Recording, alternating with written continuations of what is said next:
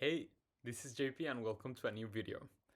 I wanted to record this on-haul plus recent haul video together and share some additional ideas of things that I've been thinking about and that I don't think are discussed in YouTube as much regarding buying books. So let's get started.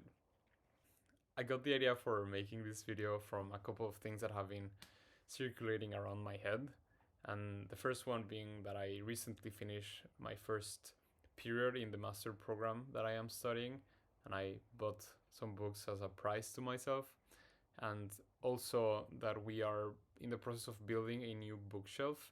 And so I've been thinking all about space and storage and how many books I can kind of fit in there, but also just in general my habits of buying books and how it's very polarizing in booktube that you have this kind of engine of whole videos that consciously or unconsciously promote buying for the sake of buying, and you can only be a booktuber or a book fan if you're constantly buying new books, which is obviously not true, and it's a very problematic thing to be building or normalizing.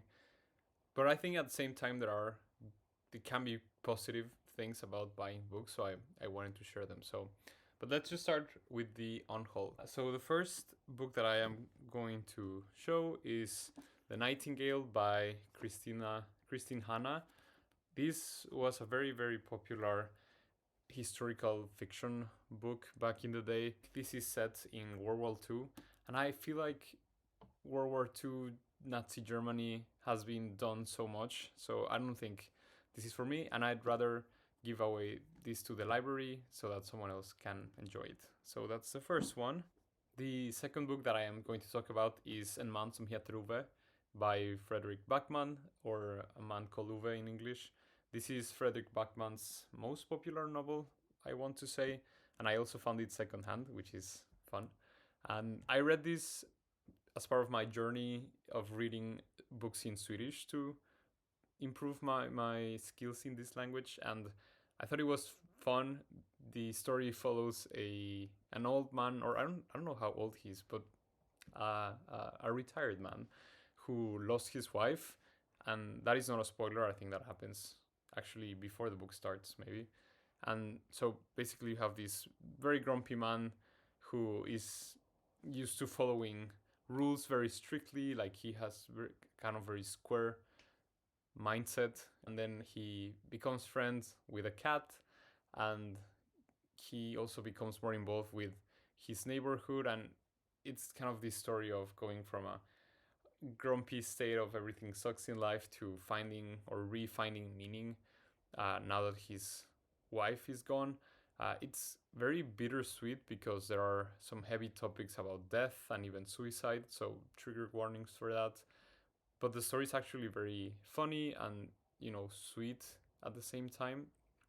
And yeah, I don't know if I will ever read this again. Also, the cover is not particularly pretty, so I don't think I have any reasons to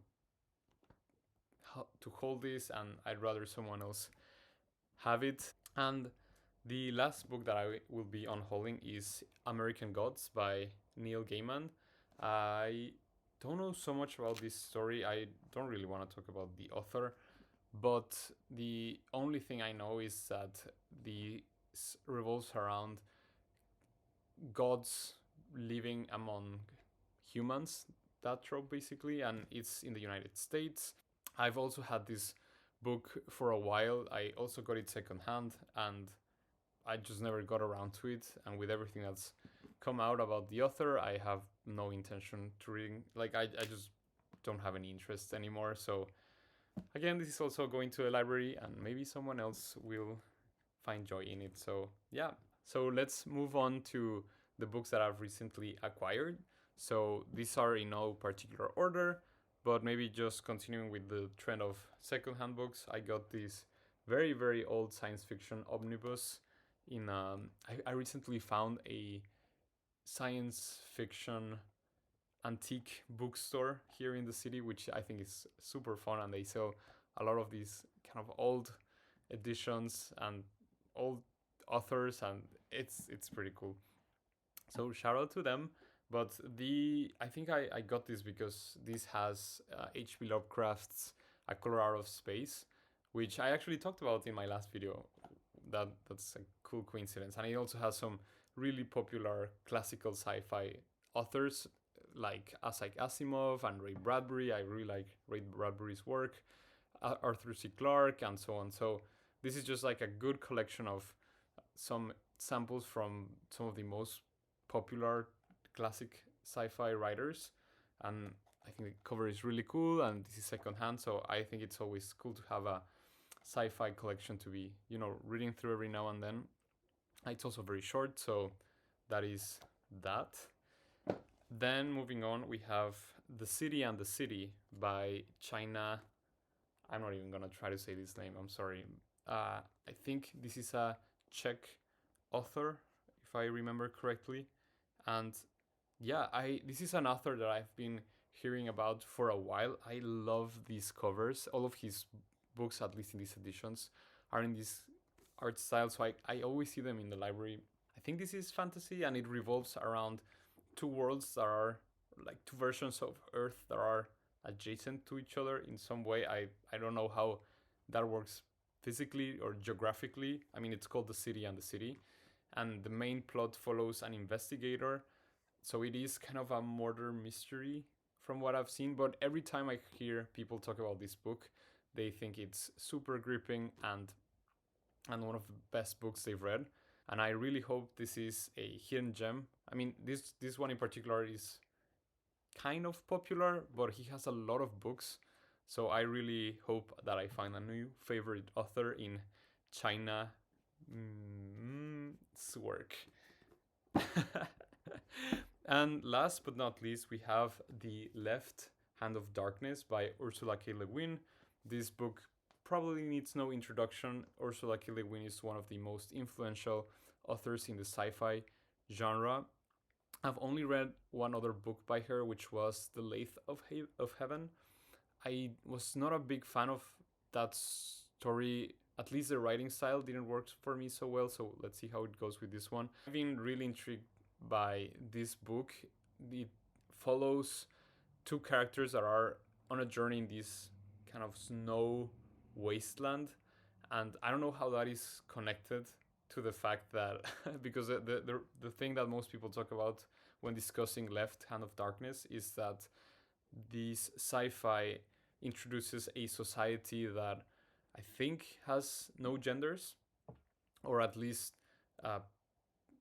people in this society have a lot of fluidity in their gender expression and identity. And so there is this character, probably from Earth, who makes contact with this civilization and is kind of faced or challenged by his own kind of biases from Earth versus how this society operates. So that sounds so interesting, and the fact that she wrote this back in the 50s, I want to say. And also I saw that David Mitchell, who is an author that I've really liked in the past, wrote an introduction in this edition, so I was like, okay, I'm getting that. Now that the haul and unhaul are out of the way, let's move on to a couple of thoughts that I wanted to share with you, and they are around book buying. I've seen a couple of videos here in YouTube of people discussing, criticizing, or making fun of other booktubers who buy ridiculous amounts of books to the point where you're not even sure if they are reading them. I mean, we all know that buying books and reading them are different hobbies, and I think it's fine if you like treating yourself and you buy something for yourself that brings you joy. I think that's totally fine, as long as it's not, an addictive or something you're depending on to be fine with yourself or be happy. So these consumeristic practices of hoarding and buying just for making videos or for pretending to be someone that reads a lot of books, I think that's toxic. But at the same time, I think there can be some positive aspects about buying books, and that's basically what I wanted to share. I don't want this to come across as me supporting just buy as many books as you can or can afford, but rather adding hopefully a bit of nuance to the discussion around book buying. The first thing that I think can be good about book buying is to improve the diversity that we have in the publishing industry. I will try to find this article that was popular some years ago, and it was a study made on a lot of the the publishing industry in at least in the United States, and it not surprisingly showed that it's dominated by white men. And again, to nobody's shock, but I think the act of buying books, especially when they come from new authors, from POC authors, from marginalized voices, can help introduce some more diversity into the industry. I'm not exactly sure if this is how it works, but I think that when a new author is putting out a book, all of the pre-sales that they make play a big role in their careers. So I think that supporting new authors, especially when they come from marginalized communities, from minorities, POC authors, queer authors, I think it's very important to help and support them by buying their books. Especially, obviously, it helps them economically, but also to try to build a bit more diversity in the publishing industry. I think that's important because representation matters a lot, and the more of these, the more we normalize these voices, I think the better for everyone. The other thing that I have been thinking a lot of is how much of a privilege I have right now in having a really good public library system. This is not something that I had in Mexico. There are public libraries, but at least the kind of fiction that I read is not really available. A lot of it is not even translated to Spanish. But, you know, sci-fi fantasy are not even big genres as a whole. So I basically could not get these books unless I bought them. And I had the big privilege of owning a Kindle reader, so I could buy these books from Amazon even when I knew I could not get them in my local library. So I think in that case, that was kind of the only way that I could be reading the sci-fi fantasy books that I wanted to be reading at the time. And so that makes me appreciate, of course, my public library system. And nowadays I mostly read through that. I don't really buy books unless I have read them or I'm really, really interested in reading them. But yeah, I think the reality is that in a lot of countries, in probably the majority of countries, people don't have free access to the kinds of books they want to be reading unless they buy them either through e-readers or even shipping them internationally. And in this case, I mean, I can't really judge someone by wanting to buy the books that they want to be reading if it's the only way they can read them. And so I empathize a lot with that. And the last reason why I think buying books can be a positive thing is because it supports local businesses. I think if for whatever reason you want to buy a book, that's fine. You should try to do that through your local bookstore, because if you just do that through Amazon, you're just kind of putting more money into the Bezos system.